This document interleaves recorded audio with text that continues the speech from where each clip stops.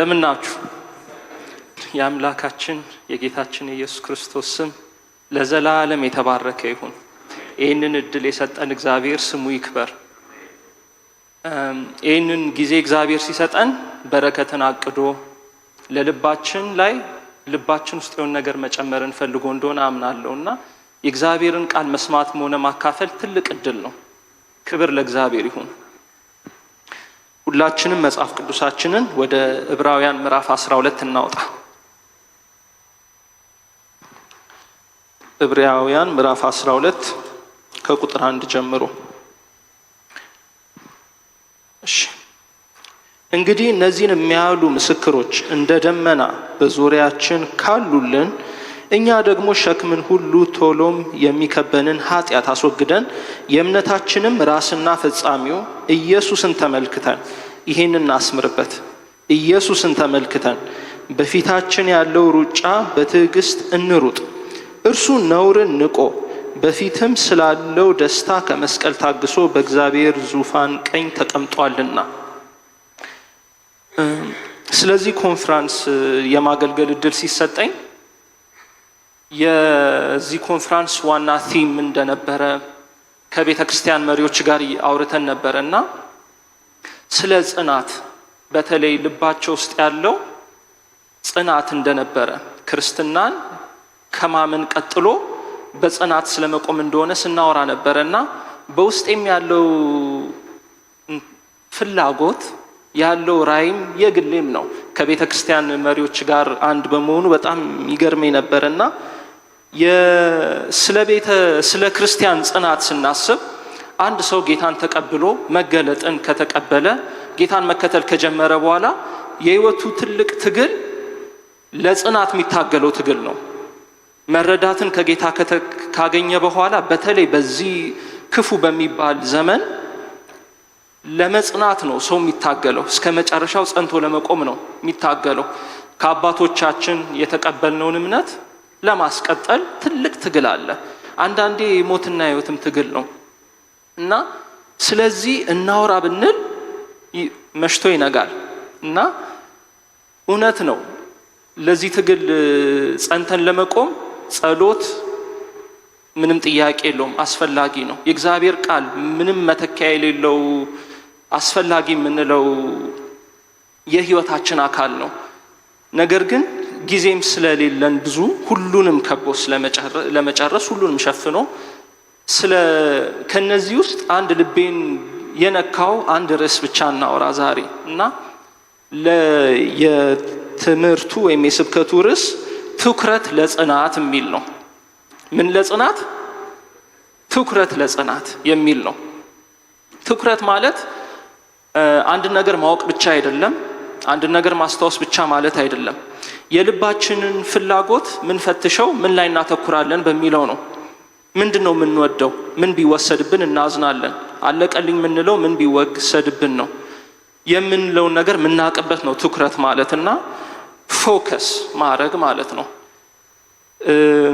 እኛ አንድ ሯጭ ለምሳሌ በሩጫ መሃል ለምን እንደሚሮጥ ቢረሳ ሩጫው መሃል እየዞረ ኦሊምፒክስ ውስጥ አሁን ብታዩ ድንገት ቢቆም የሮጠበትን ምክንያት ከረሳ ሊቆም ይችላል፣ ትቶ ሊወጣ ይችላል። አንድ ወታደር የሚዋጋበትን ምክንያት ከረሳ ትኩረቱን ካጣ እዛው ሊመታ ይችላል። እኛም እንደ ወታደር ወይም እንደ ሯጭ ረጅም ጉዞ ነውና የምንጓዘው። መጽናት ከፈለግን ትኩረታችንን ማጣት የለብንም። ምንድነው ፎከስ የምናደርገው የሚለውን ነገር ማጣት የለብንም። ስለዚህ አሁን ያነበብኩላችሁ ርዕስ ክርስቶስ ኢየሱስ የእምነታችን ጀማሪ መገለጥን የሰጠን ደግሞም የእምነታችን ፍጻሜ የሆነውን ክርስቶስን አትኩረን እንመልከት ይላል። ከዛ ራሱን ምሳሌ ያደርገዋል። ክርስቶስን መስቀልን ጸንቶ የመስቀል ሞትን ኢንዱር ያደረገው ከአባቱ ዘንድ ስላለው ሽልማት ስላለው ክብር እኛንም ጌን ስለሚያደርግ መንግስቱን እኛም ስለምንገባ ጸና ይላል። ስለዚህ ስለ ጽናት ወደ ጌታ በምንሄድበት ሰዓት እስክንሄድ ድረስ ጸንተን መቆምን ካሰብን ሁሌ ፊት ለፊታችን ላይ የምናተኩረው ነገር ሊኖር ይችላል። ጠላት የሚዋጋን ይሄንን ነው፣ እንድንረሳ ሊያደርገን ይሞክራል። ስለዚህ እንዴት ነው ምን ቀጥለው ይሄንን ምን ላይ ማትኮር አለብን እንደ ክርስቲያን የሚለውን 3 ነገር እናያለን። 3 ነገሮች ላይ እንደ ክርስቲያን ምን ላይ ማትኮር አለብን። ከ3ቱ ውጪ ደግሞ ሌላ ደግሞ ጠላት እንዴት በዚህ ረገድ ትኩረታችን ሊሰርቅ ይሞክራል የሚለውን 3 ነገር ከጎን እናያለን፣ አጠገብ ለአጠገብ አድርገን። የመጀመሪያ ማትኮር ያለብን ከሱ ከመሄዴ በፊት እነዚህን 3ቱን ፖይንቶች ሳስብ በግሌ እኔ ሰሞኑን የተራራውን ስብከት ነበር ሳነብ የነበረውና ልቤም የተራራውን ስብከት ከማቴዎስ ምዕራፍ 5 እስከ 7 ሳነብ እንዴት የኛ ወርልድ ቪው አመለካከት ዓለምን፣ ስራችንን፣ ምናልባት ያገባም ትዳሩን የወለደ ስለ ወላጅነት እንዴት ማየት እንዳለበት አዲስ ፍሬምወርክ ነው ክርስቶስ የሚሰጠው። በጣም ደግሞ ሲምፕል ነው ለመረዳት። አንዳንዴ በተለይ ወደ አዲስ ኪዳን ወደ ጳውሎስ ደብዳቤዎች ስንሄድ፣ ወደ ያዕቆብ መልእክት ስንሄድ አንዳንዴ ለመረዳት ሊቸግረን የሚችሉ ነገሮች አሉ። ግን ሕፃን እንደሆነን አውቆ ያወራ ነው የሚመስለኝ ኢየሱስ። የተራራውን ስብከት በጣም ግልጽ ነው ለመረዳት፣ ደግሞም ሀሳቦቹ አዲስ ናቸው። ከዚህ በፊት ኦልሞስት ሰው ሰምቶት የሚያውቀው አይመስለኝም አብዛኛውን ነገርና የኛ ትኩረት ምን መሆን እንዳለበት ስለ ብዙ ነገር ያወራል። ስለዚህ 1-2 ካልሆነ በስተቀር አብዛኛው ጥቅስ ከተራራው ስብከት ነው የምንወስደው። ስለ ትኩረት በጣም ክርስቶስ ስለሚያነሳ፣ ስለ ትዳር ብትሉ፣ ስለ በቀል ብትሉ፣ ስለ ዝሙት ብትሉ ምንድን ነው ቫልዩ ማድረግ ያለብን የሚለውን ክርስቶስ ስለሚናገር ከዛ እናያለን። የመጀመሪያ ለመጽናት ማተኮር ያለብን የእግዚአብሔር እሴቶች ላይ ነው፣ ወይም የእግዚአብሔር ቫልዩዎች ላይ ነው፣ የመንግስተ ሰማይ ቫልዩዎች ላይ ነው። በጣም ጠላት የሚዋጋን አንዱ ይሄ ነው። ዓለም የራሱ ቫልዩዎች አሉት። ይሄ ይሻላል የሚል፣ ጊዜው የዚህ ነው የሚል፣ ይሄንን አሳድድ፣ ይሄንን ፈልግ ብሎ ጠላት በተለይ በእኛ እድሜ በጣም የሚዘረጋው ፈተናዎች አሉ። ትኩረታችንን እኛ ግን ማድረግ ያለብን በመንፈስ ቅዱስ እርዳታ የእግዚአብሔርን ቃል እያሰላሰልን የእግዚአብሔር እሴቶች ላይ ነው።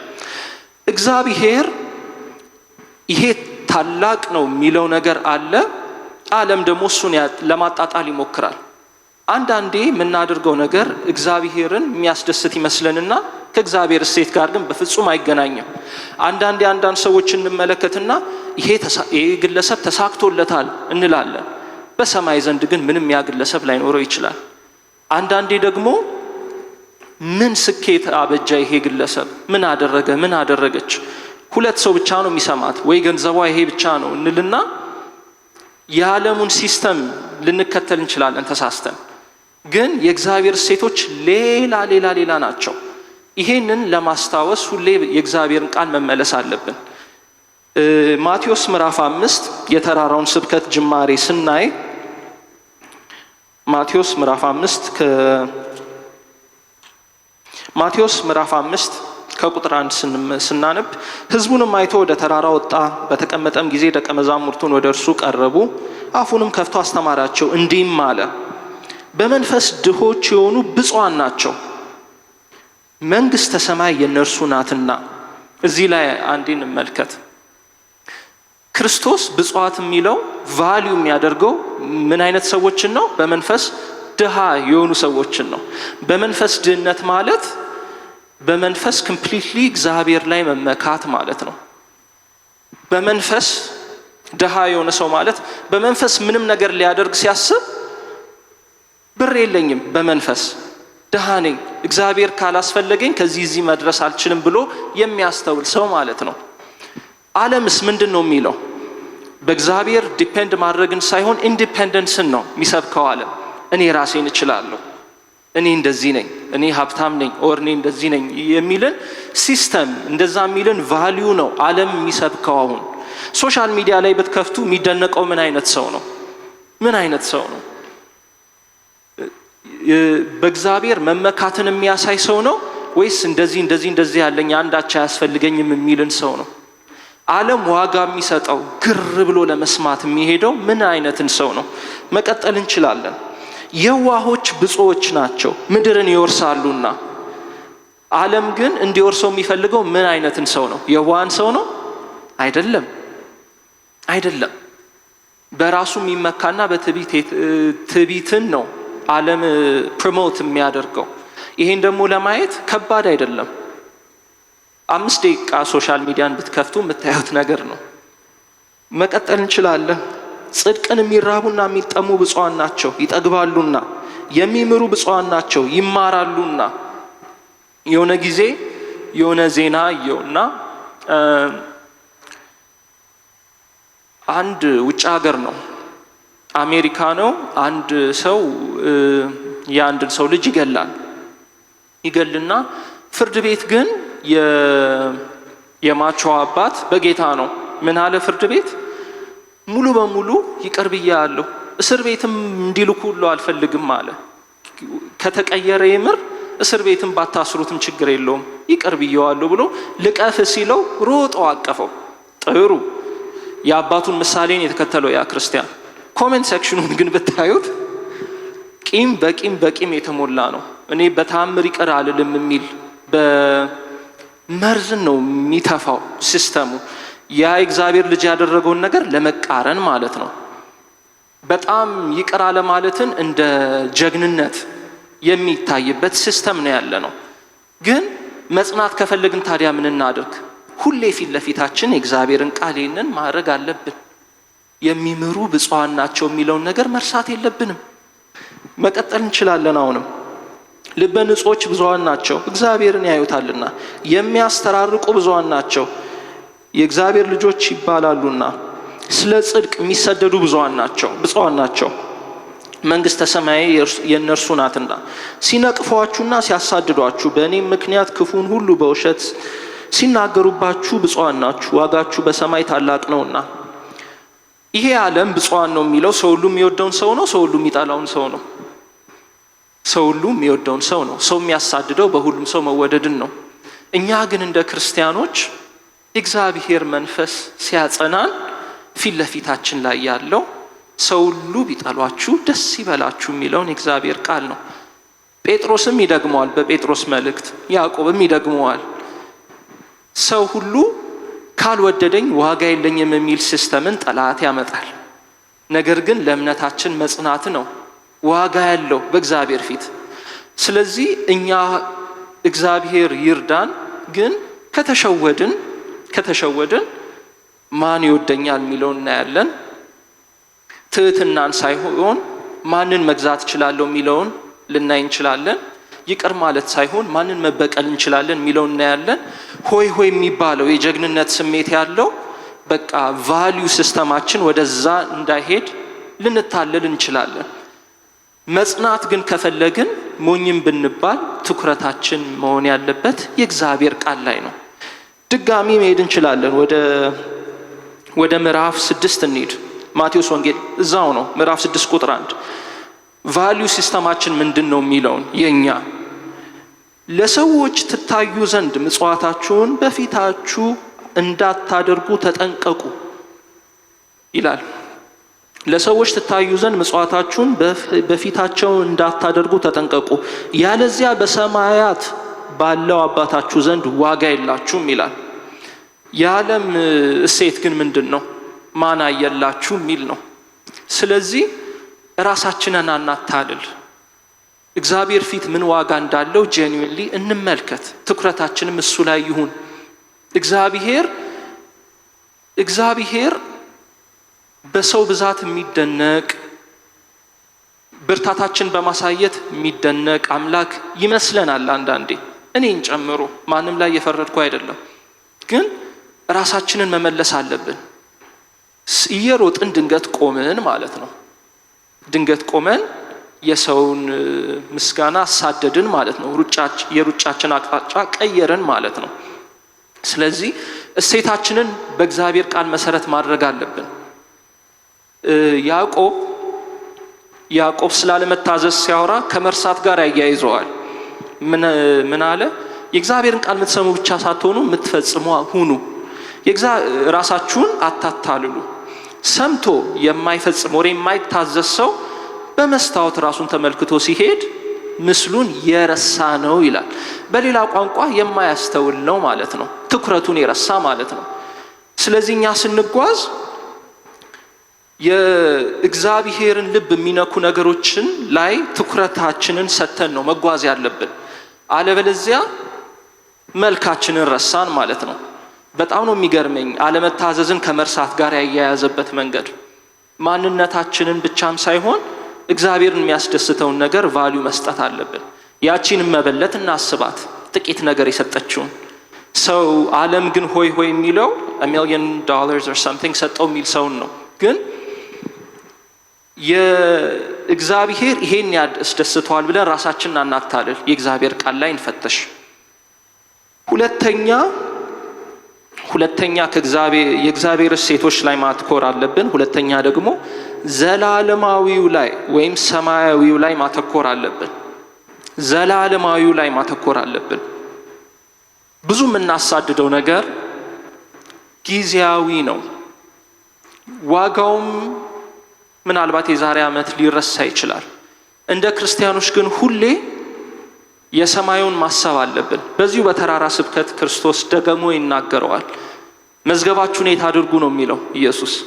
ሰማይ ላይ አድርጉት ነው የሚለው።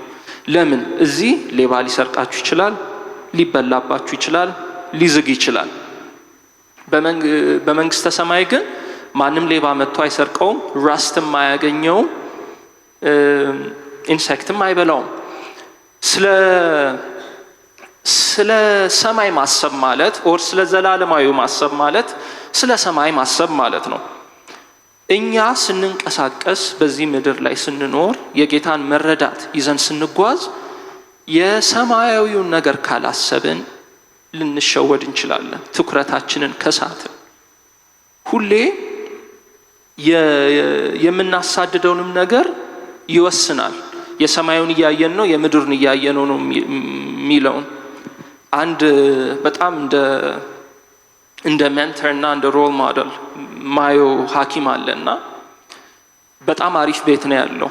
ከዛ ልጁ ምን ትለዋለች? ይህንን ቤት ሸጠ፣ ያን ቤት አየኸው፣ ያን ቤት ግዛው አለችው። እና እኔም እየሰማው ስለነበረ እስማማለሁ፣ ለምን ከቻልክ ያን ቤት ለምን አትገዛም ስለው እኔ መስራት የምፈልገው የሰማዩን ቤት ነው እንጂ የምድሩን ቤት አይደለም አለኝ። በጣም ነው ልቤን የነካኝ እንደዛ ሲለኝ። እኔ በዚህ ምድር ቤት መስራት የሚባል ነገር አሁን አልፈልግም፣ የሰማዩ ነው ትኩረቴ አለኝ። እና እኔ ያንን ስጠይቀው ወይኔ ቤት ቢኖረው እንዴት እንደሚያምር ምናምን ብዬ ነው የማስበው። እሱ ግን የሚያስበው የሰማዩን ነው። እግዚአብሔር ብዙ ቃል ኪዳን ገብቶልናል በቃሉ። ግን እኛ ከረሳ ነው በዚህ ምድር ላይ ነገር ከተያዝን አኗኗራችን እንዴት ይሆናል? የፍርድ ቀን የሚባል ነገር እንደሌላ አድርገን መኖር እንጀምራለን። ዘላለማዊ ሽልማት የሚባል ነገር እንደሌላ አድርገን መኖር እንጀምራለን። በመንግስተ ሰማይ ክርስቶስ ኢየሱስ ራሱ ያለው በመንግስተ ሰማይ ታላቅ ይባላሉ፣ ታናሽ ይባላሉ ብሎ የተናገረውን ነገር መርሳት እንጀምራለን። ለደሃ ያለን ነገር ሸጠ ብትሰጥ በመንግስተ ሰማይ ትሬዠር ይኖርሃል ብሎ ክርስቶስ የተናገረውን ቃል ትዝ ይላቸዋል ለዛ ሀብታም ግለሰብ። ከዛ ትቶት ሄደው አዝኖ። ይህን ሁሉ መርሳት እንጀምራለን ካላተኮርን። አንዴ ሰምተን አሜን ብለን ምንረሳው ነገር አይደለም። ሁሌ ራሳችንን ማስታወስ ያለብን ነገር ነው። ማጠራቀም ስንጀምር ኖ በሰማይም መዝገብ አለ ብለን ማሰብ አለብን። የሆነ ነገር ያለን ሲመስለን ኦኬ እሺ 20 ዓመት በሱ ኖርኩበት ከዛስ በኋላ ብለን ማሰብ አለብን። መንግስት መስሪያ ቤታችን ላይ ያለን አቲቲዩድ ስናስብ ጌታ ሲመጣስ እንዴት ነው የምንሆነው የሚለውን ነገር ማሰብ አለብን። የዘላለማዊ ነገር ያነቃናል፣ ካለንበት ስካር ያወጣናል ስናስብበት። አሁን የምንኖርበት ምድር ጌታም ስላልመጣ ለጠላትም እግዚአብሔር የሰጠው ጊዜ ስላለ በዮሐንስ ራእይ እንደተናገረው በጣም ሁሉም ቦታ ክፋት እየተስፋፋ ያለበት ጊዜ ነው። በጣም ቆይተን ስንኖር ይሄ ለዘላለም የሚቆይ ይመስለናል። ላንለው እኮ እንችላለን። አዎ ጌታ ይመጣል እኮ ልንል እንችላለን። ግን አይምሮአችንና ሀሳባችን የተዋቀረበት መንገድ ይሄ ነገር መቼም እንደማይሆን አድርገን ነው የምናስበው። ግን የዘላለማዊውን ነገር ስናስብ ከባልንጀሮቻችን ጋር ያለን ነገር መልካምም ማድረግም አይከብደንም።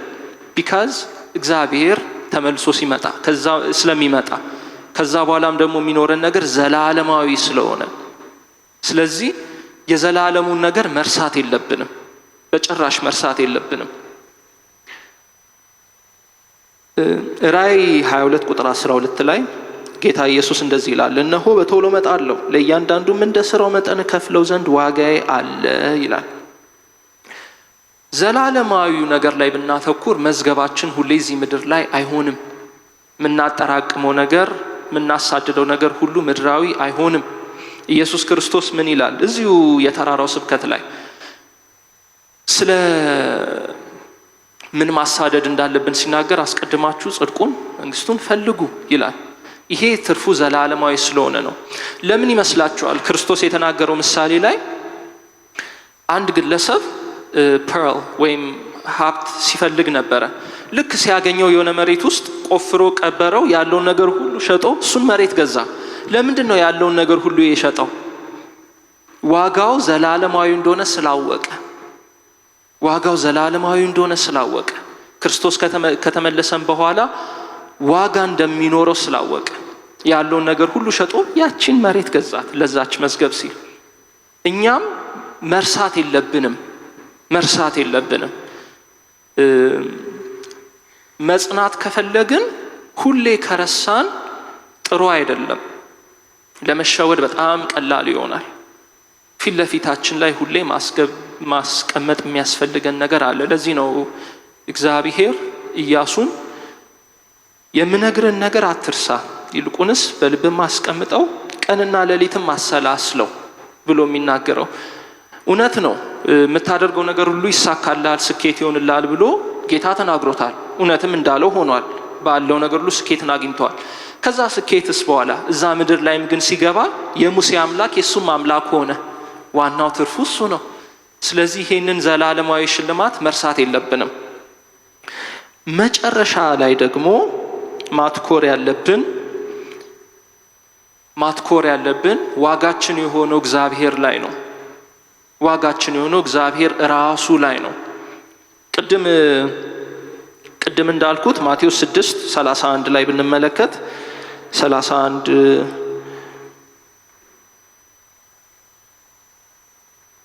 ይህንስ 31 እንግዲህ ምን እንበላለን፣ ምንስ እንጠጣለን፣ ምንስ እንለብሳለን ብላችሁ አትጨነቁ። ይህንስ ሁሉ አሕዛብ ይፈልጋሉ። ይህ ሁሉ እንደሚያስፈልጋችሁ የሰማይ አባታችሁ ያውቃል። ነገር ግን አስቀድማችሁ የእግዚአብሔርን መንግስትና ጽድቁን ፈልጉ፣ ይህም ሁሉ ይጨመርላችኋል ይላል። እሺ፣ ለመጽናት እግዚአብሔር ዋጋችን የሆነው እግዚአብሔር ላይ ማተኮር አለብን ብያለሁ። ዓለምስ ምንድን ነው የሚያመጣብን? ከሱ ትኩረታችን ሌላ ነገር ላይ የሚያመጣው ሁኔታችን ላይ እንድናተኩር ያደርጋል። እግዚአብሔር versus our situations ይሆናል ማለት ነው። አንዳንዴ ከበድ ያለ ቀን አሳልፈን መተን ማምለክ ሊከብደን ይችላል፣ ማመስገን ሊከብደን ይችላል። ግን ስላለመጨነቅም ክርስቶስ የሰበከው ለዚህ ነው።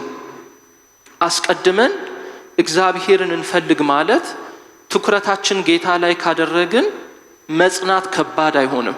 ኦር ደግሞ ያ ከባድ ፈተና ቀላል ይሆንልናል እግዚአብሔር ላይ ስናተኩር። ምክንያቱም ያ ፈተና የቀን ሜቢ የወር ሜቢ የዓመት ሊሆን ይችላል። አንዳንድ ሰዎች ላይ ከዛ ያለፈ ሊሆን ይችላል። እግዚአብሔር ግን የዘላለም ነው፣ የዘላለም ነው። ሁሌ ይሄንን ራሳችንን አስታውሰን ማተኮር ያስፈልገናል። የኛ አስተዋጽኦ እንደ ክርስቲያን ይሄ ነው። ራሳችንን ማስታወስ፣ ለራሳችን ይሄንን መስበክ፣ የእግዚአብሔርን ቃል ሁሌ ለራሳችን ትኩረታችን እንዲሆን መስበክ ያስፈልገናል። ስልካችን ላይ ሪማይንደር ሴት እናደርጋለን። ከሰው ጋር ቀጠሮ ሲኖረን፣ ከሰው ጋር ስራ ሲኖረን፣ ምናልባት ማስታወሻችን ላይ ልንጽፍ እንችላለን። ሁሌ ግን በጣም ተጠንቅቀን ለራሳችን ትኩረታችንን እንዳንስት ይሄንን የእግዚአብሔርን ቃል ለኛ መስበክ አለብን። ትኩረታችን ሁሌ በዚህ ምድር ላይ እስካለን ድረስ ክፉ ቀን፣ መልካም ቀን፣ ጥሩ ሰው፣ ክፉ ሰው፣ ደስ የሚል ጊዜ፣ ደስ የማይል ጊዜ ይፈራረቅብን ይሆናል።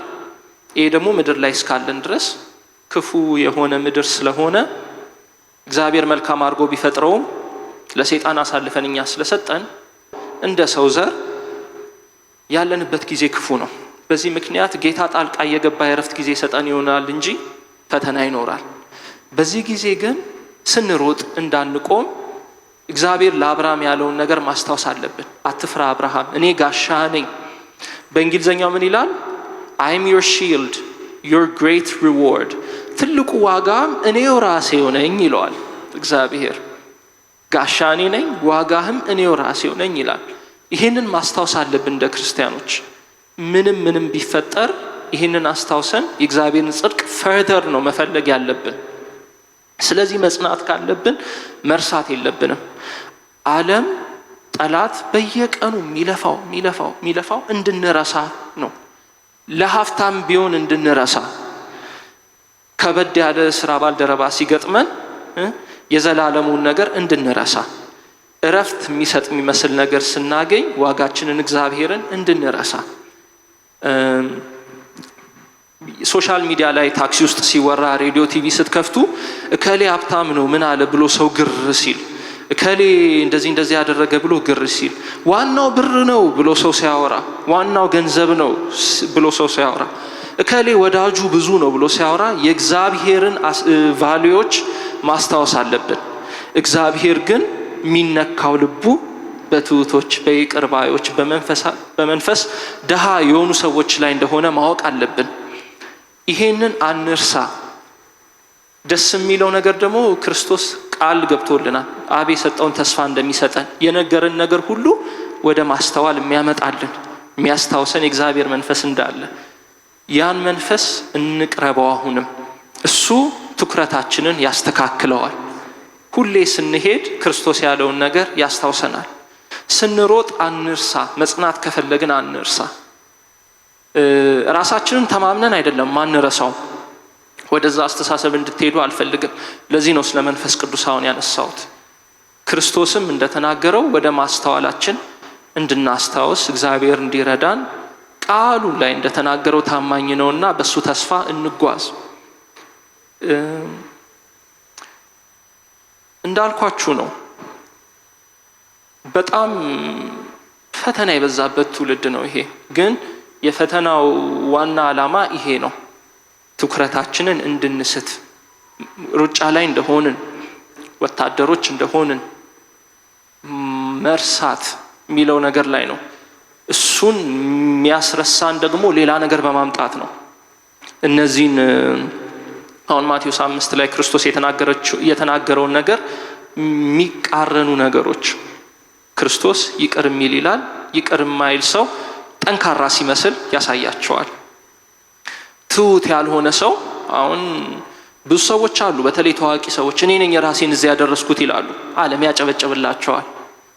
እኔ የፈለገውን ያምጣ እኔ ብር አለኝ ይላሉ። በተለይ እንደዚህ ስለ ራስ መናገር እንደ ክፋት የማይታዩባቸው ባህሎች ላይ በተለይ በጣም ነው የሚናገሩት። ዓለም ያጨበጨብላቸዋል። እኛ ግን እግዚአብሔር ትሕትናን የሚወድ አምላክ እንደሆነ እነዚህን ነጥቦች መርሳት የለብንም። ጌታም ደግሞ ይረዳናል። እንጸልይ።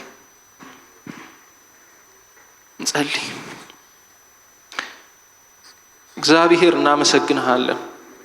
ክብር ሁሉ ላንተ ይሁን። ጌታዬ ሆይ ይሄ አንተ ሕዝብ ነው።